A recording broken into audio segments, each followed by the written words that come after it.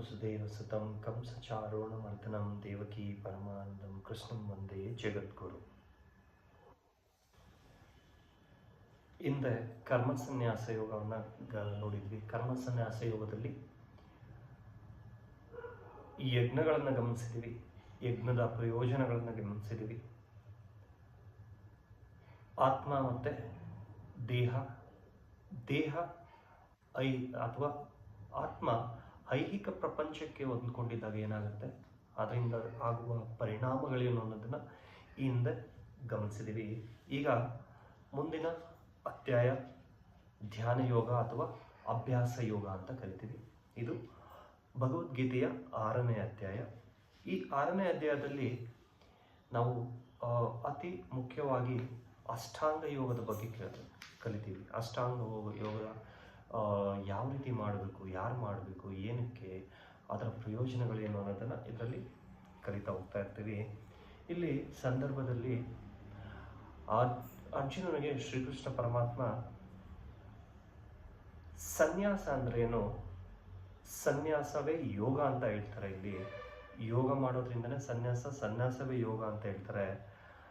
ಅದನ್ನು ಮಾಡೋದ್ರಿಂದ, ಅಷ್ಟಾಂಗ ಯೋಗವನ್ನು ಮಾಡೋದ್ರಿಂದ ಏನಾಗುತ್ತೆ, ಅದರ ಪ್ರಯೋಜನಗಳೇನು, ಅದರಿಂದ ಸಂಪರ್ಕವನ್ನು ಪರಮಪ್ರಭುವಿನ ಸಂಪರ್ಕವನ್ನು ಯಾವ ರೀತಿ ಪಡಿಬಹುದು ಅನ್ನೋದನ್ನು ಇಲ್ಲಿ ಹೇಳ್ತಾರೆ. ಅಷ್ಟಾಂಗ ಯೋಗಗಳು ಅದರ ಬಗ್ಗೆ ಹೇಳ್ತಾ ಹೋಗ್ತಾರೆ. ಇಲ್ಲಿ ಶ್ಲೋಕ 6ನ್ನು ನೋಡೋಣ. 6ನೇ ಶ್ಲೋಕ, ಬಂಧುರಾತ್ಮನಸ್ತೆ ಏನಾತ್ಮನಾವಾತ್ಮ ಜೀತಃ ಆನಾತ್ಮನಸ್ತೆ ಶತ್ರುತ್ವೇ ವರ್ತೇತಾತ್ಮ ಶತ್ರುವಾನ್ ಅಂತ ಹೇಳ್ತಾರೆ. ಅಂದರೆ ಮನಸ್ಸು,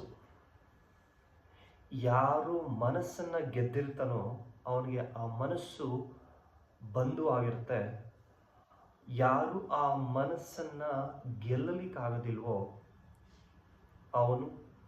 ಅವನಿಗೆ ಆ ಮನಸ್ಸು ಅತ್ಯಂತ ದೊಡ್ಡ ಶತ್ರುವಾಗುತ್ತೆ ಅಂತ.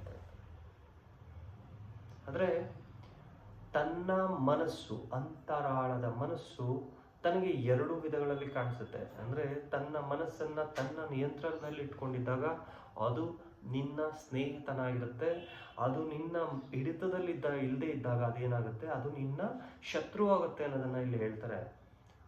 ಅಂದರೆ ಅದನ್ನು ಕಂಟ್ರೋಲ್ ಮಾಡುವಂಥದ್ದು ಅಥವಾ ಅದನ್ನು ತನ್ನ ಹಿಡಿತದಲ್ಲಿ ಇಡುವ ಒಂದು ಉಪಾಯಗಳನ್ನು ಇಲ್ಲಿ ಹೇಳ್ತಾ ಹೋಗ್ತಾ ಇರ್ತಾರೆ.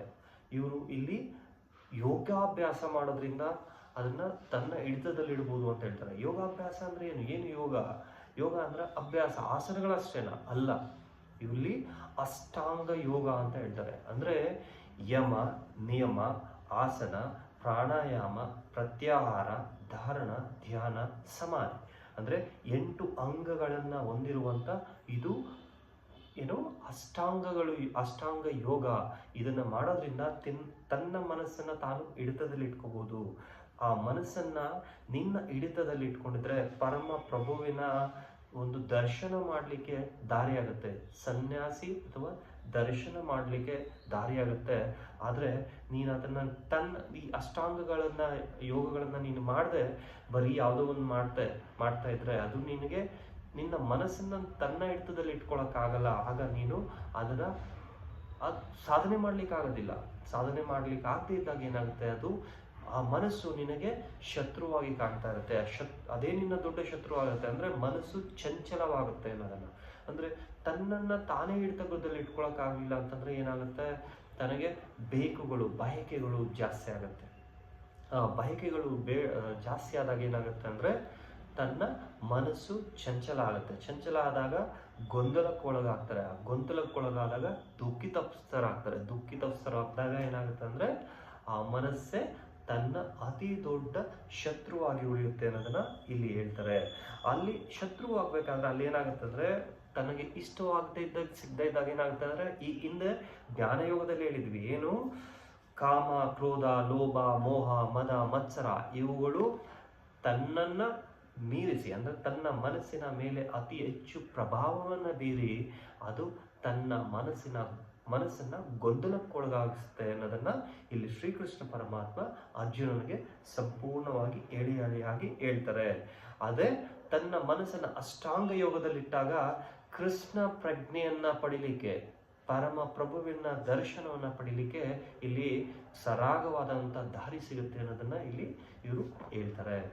ಮುಂದಿನ ಶ್ಲೋಕಗಳಲ್ಲಿ ಮತ್ತಷ್ಟು ವಿಷಯಗಳನ್ನು ತಿಳಿಯಲು ಹರಿ ಓಂ ತತ್ಸತ್. ಶ್ರೀಕೃಷ್ಣ ಅರ್ಪಣಮಸ್ತು.